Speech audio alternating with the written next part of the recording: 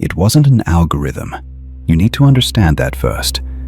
The images and sounds you were shown, the cryptic numbers that appeared in your recommendations, that was a signal, a tuning fork resonating with something already inside of you.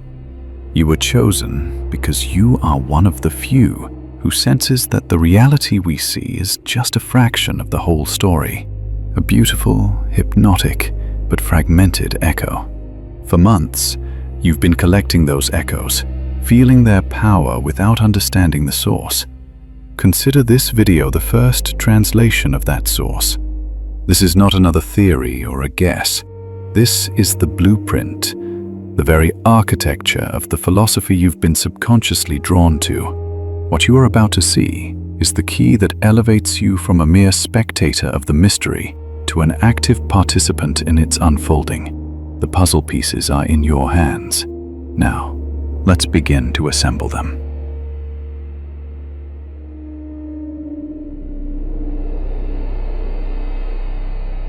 There are substances that do not exist, or rather, not yet. They surface in chronicles, in impossible analyses, in artifacts that, by all rights, should have crumbled to dust centuries ago, yet somehow continue to breathe, silently, beneath desert sand or in the dim back rooms of museums. They belong to no known periodic table, and yet they react, condense, oxidize, behaving as if they possess a profound awareness of their own materiality. Their existence suggests that the history of technology is not a straight line advancing toward the future, but a tightening spiral that occasionally folds back upon itself, leaving behind fragments of premature knowledge. These are the orphans of matter, materials not so much uninvented as forgotten. Consider the legendary flexible glass from the age of Tiberius. Petronius spoke of it as a curiosity, famously smashed before the emperor because such a marvel threatened to devalue gold and silver. It feels too symbolic to be true, yet too perfectly coherent to be dismissed as mere myth. Perhaps it was the result of an accidental firing error, or the secret of an unknown craftsman who took it to his grave, or simply the product of an era that lacked the vocabulary to make sense of its own discoveries. Then, centuries later in 1949, this myth seemingly materialized in the Libyan desert. Tiny, translucent beads of a ductile, silica-like substance were unearthed, capable of bending without breaking. Was it sand fused by an ancient lightning strike, or an artificial creation? No one could say. The laboratory that analyzed the samples closed shortly after, without publishing a thing. If you look closely enough, every civilization leaves a luminous trail of anachronisms in its wake. There are bronzes tempered with unrepeatable formulas, pigments that do not fade even under lasers, fabrics resistant to water but not to flame, and also anomalous relics like the black stone in the Temple of Pessinus. Described by Roman chroniclers as glossy as basalt yet impossibly light as wax, it was deemed not of this earth, a phrase laced with what we might now politely call semantic caution.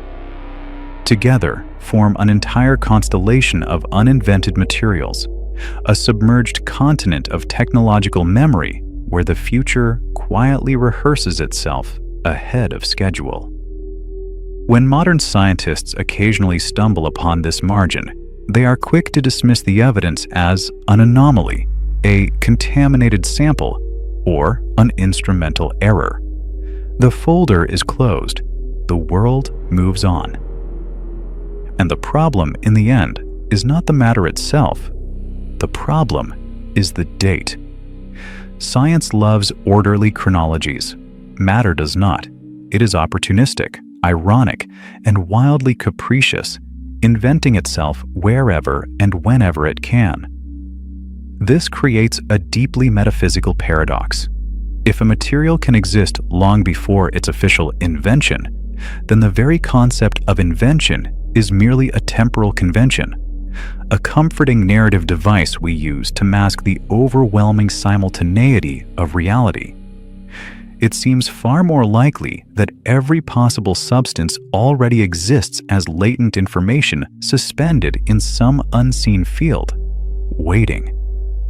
Thus, what we proudly call a discovery is nothing more than a fleeting synchronization between human thought and the information embedded in the very matter that shapes the universe. The ancient alchemists intuitively understood this. They spoke of prima materia, the unnamed essence pressing urgently to be found. Through poetic lexicon and figurative symbols like the Ouroboros, they were not merely describing a philosophical circle, but illustrating a precise model of material recurrence. What has been created will inevitably return. What remains uninvented will continually re-emerge in new guises. In 1872, an engineer named Henschel noted in his Berlin notebooks the description of a transparent metallic substance that emits sound when bent. Naturally, no one took him seriously. More than a century later, when a Japanese research group published a paper in Nature detailing a crystalline alloy capable of emitting audible frequencies, one member of the team scribbled a solitary note in the margins. "This is not an invention. It is a return." To call this magic would be to misunderstand the elegant refinement of cosmic recurrence. The universe repeats its experiments with profound discretion, allowing us the pride of discovering something new, only to reveal the exact same principle inscribed on an Etruscan vase or an Aztec obsidian tablet. Today, modern curators attempt to capture these echoes in initiatives like the Material Memory Project, cataloging unreplicated marvels, Fayum pigments that defy modern chemistry, ashes that react to light like semiconductors, a pre-Columbian ceramic that conducts electricity. There is no definitive proof to be found in these archives, but perhaps that is by design. After all, definitive proof is merely an elegant excuse to stop asking questions. Imagine for a moment holding a shard of that flexible Roman glass, or a sliver of that impossible singing alloy. Bring it to a lab, or keep it in your pocket like a charm from the future. The choice might not even matter, for these anomalous materials possess a curious tendency to defend themselves. Torn from their original context, they often fade, shedding their miraculous properties as if acutely aware that their existence depends upon a precise equilibrium, a certain forgotten frequency. The secret likely resides not in static chemical formulas, but in the relationships between us and other substances. It evokes an ancient, almost Gnostic vision of matter as a living language, one that only yields its meaning when addressed with a proper syntax. When the philosopher Gilbert Simondon conceptualized technical individuation, the sublime moment an object reconciles all internal tensions to become a complete, harmonious being, he could easily have been describing these artifacts. Uninvented materials are simply objects that achieved absolute perfection ahead of their time, like flowers blooming out of season. There is an undeniable irony threaded through all of this. Matter mocking our arrogant pretensions of linear progress, granting us a fleeting glimpse of the future before abruptly snatching it away. We are left clutching an indecipherable note, burdened by the tantalizing sensation of having almost understood, not unlike a pupil struck by a Zen master's staff. The cyclic nature of technical knowledge is not merely a historical pattern. It is a fundamental physical truth. What we so proudly label progress is simply a spiral passing through shifting states of a single, enduring wisdom, where every invention is but a memory masquerading as novelty, and every discovery is a homecoming. And yet, something always remains. Fragments, samples, half-burned notes from those who saw the impossible. W pigments that never oxidize, alloys that sing, glasses that bend, questions that refuse to die. And perhaps that's the only truly indestructible material.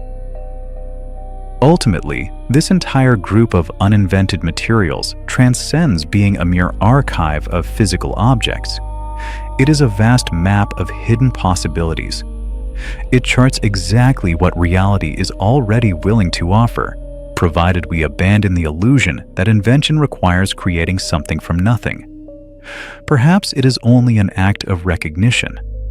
Perhaps these materials have always existed, merely changing their names. And perhaps you, while reading, are already touching one. An ordinary object, banal, waiting to be remembered for what it truly is. See you in the next episode